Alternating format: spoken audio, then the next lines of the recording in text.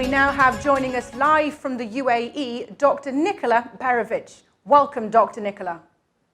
Okay, first question for you. What factors should job seekers from developing countries consider when joining the global labor force? So actually, when we talk about new candidates, we have to have two types of every job requirement, so-called hard skills and soft skills. Hard skills are, of course, something which is very specific for every industry, and those are so-called technical skills. These days, very important is the knowledge about all digital technologies, like, for example, in digital marketing. But when we talk about soft skills, I would like to say that candidates have to be open-minded. They have to be more flexible. They have to be ready to switch from one occupation to another occupation. And also, very, very important is to be culturally intelligent. What do I mean by that?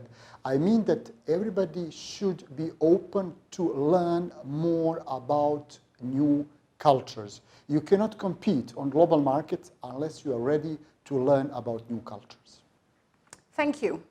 Talk to me about the role of culture in the global labor force. I think that cultures in every country are either supportive or not much supportive for job seekers. I believe that in certain developing countries, cultures need to be reformed. Candidates need to be trained more to understand that there are some elements of their tradition which are basically holding them back. They need to be more flexible. They need to be ready to a better adoption of new skills. Like I said before, digital marketing, digital technologies. They shouldn't judge. They shouldn't rely on any kind of stereotypes. Unfortunately, many cultures are so much based on judging other people. We don't want that. If you want to be successful in global market, you shouldn't judge.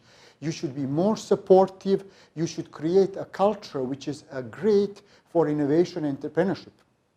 In the future, we are talking about opening new companies. Unfortunately, many people have lost jobs because of COVID-19 crisis, which means that we need to have new companies. Cultures have to be more supportive for innovation and entrepreneurship. Governments, especially developing countries, have to be aware when their cultures need to be reformed. And finally, can you outline for me some of the critical factors affecting developing countries? Well, very important is trade deficit in many countries. You know, they need to have more export.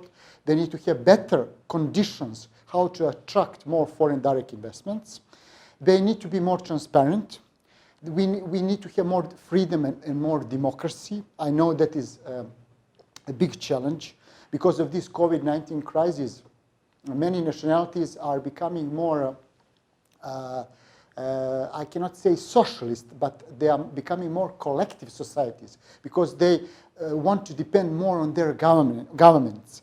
But new situation of the world after COVID-19 crisis will mean that you need to compete more and to compete better. So you need to understand what are your key drivers which are specific for every developing country. What are your best resources? How you are going to create your country development based on sustainable development? What do I mean by that? Having respect for profit, but also for people and the environment, for the planet. So there are many, many challenges, and developing countries have to be more open. They have to be more transparent. They have to be bigger part of global market competition in the future. Thank you. That was Dr. Nikola Perovic, live from the UAE.